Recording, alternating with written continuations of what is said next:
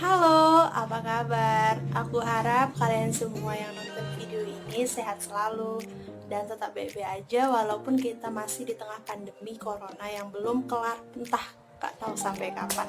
Kita harap semoga pandemi ini segera berakhir agar semuanya dapat melaksanakan kegiatannya masing-masing seperti biasanya. Nah, perkenalkan nama aku Desi Widiasari, aku mahasiswa ilmu politik di Universitas Sumatera Utara.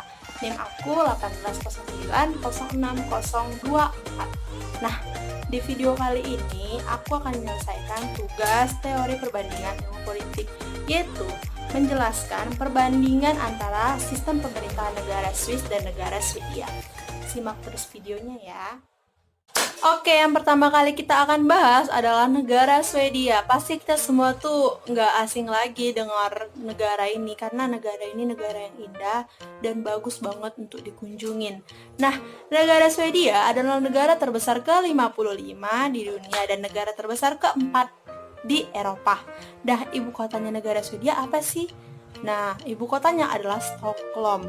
Nah, di dalam negara ini itu populasinya itu suku bangsanya ada Finlandia, ada Suriah, ada Iran dan ada Nah, sedangkan agamanya itu mayoritas umat Kristen.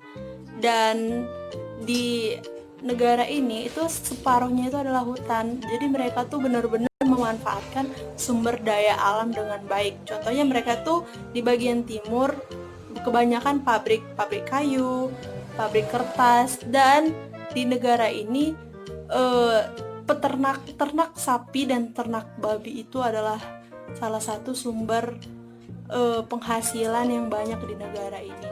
Nah, walaupun lahan pertanian mereka 70% dari luas tanahnya, namun Swedia ini dapat memenuhi kebutuhan pangan mereka dengan mereka tuh menanam gandum, cerai, dan ada juga kentang. Jadi tiga ini adalah hasil sumber daya alam yang terbesar bagian pertanian di Swedia.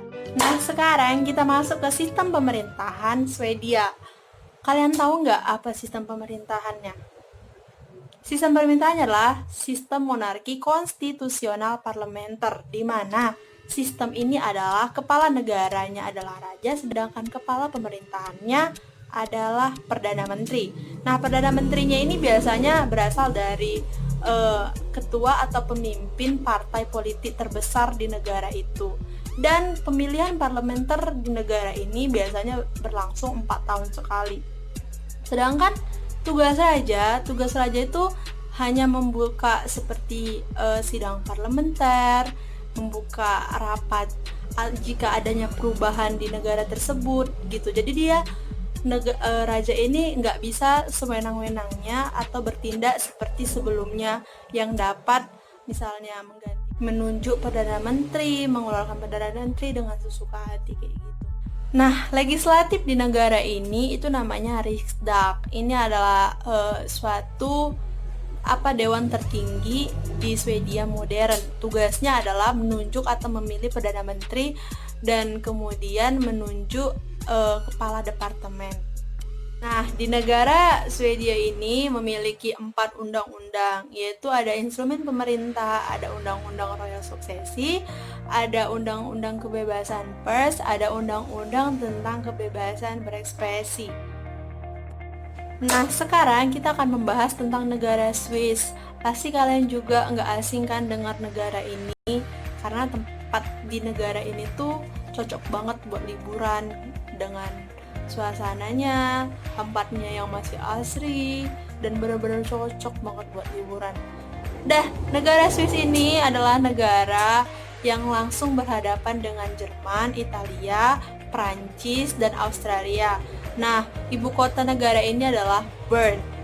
Walaupun negara ini tidak memiliki sumber daya alam seperti Swedia, namun ternyata negara ini masuk dalam nomor urutan ke-19 negara dengan berpenghasilan terbaik dalam produk domestik brutonya. Wah, hebat banget. Nah, sekarang kita masuk ke bentuk pemerintahannya. Kita harus biasa bedakan ke bentuk pemerintah dan sistem pemerintahannya. Sekarang kita akan membahas tentang bentuk pemerintahnya dulu. Bentuk pemerintahan negara Swiss ini adalah Republik Federal, di mana pada tahun 1848 sistem ini mulai diberlakukan di negara ini. Nah, kita tahu bahwasanya kalau republik itu pemerintahnya itu dipilih melalui pemilihan umum oleh rakyat maupun secara langsung ataupun tidak secara langsung. Sedangkan federal atau federasi itu negara-negara bagian yang dikoordinasi oleh pemerintah pusat. Pemerintahan di Swiss itu dibagi menjadi 3 sistem, yaitu ada sistem federal, sistem kanton, sistem komunis. Nah, ketiga sistemnya ini memiliki tanggung jawab masing-masing. Pertama, sistem federal. Sistem federal ini bertanggung jawab di bidang militer, di bidang hubungan dengan luar negeri, hasil perpajakan, dan nilai mata uang. Sedangkan kanton itu bertanggung jawab dalam universitas, ada bidang rumah sakit, dan transportasi. Nah, sedangkan sistem komunis itu bertanggung jawab atas pelayanan publik seperti sekolah, pemasukan air, dan pengurusan sampah. Karena di negara Swiss ini menganut sistem referendum di mana pemimpinnya adalah presiden, namun setiap kebijakan pemerintah tetap diawasi rakyat, sehingga negara ini memiliki 2 sistem referendum. Yang pertama ada fakultatif referendum, yang kedua ada obligatory referendum. Nah, fakultatif referendum itu adalah di mana ketika masyarakat itu menolak suatu hukum dan mereka harus mengumpulkan 50.000 banyaknya tanda tangan dari orang-orang yang tidak menyetujui kebijakan tersebut itu selama 100 hari. Sedangkan obligatory referendum itu di mana masyarakat diizinkan memiliki atau membuat suatu kebijakan, namun dengan harus mengumpulkan 100.000 tanda tangan dalam waktu 18 bulan.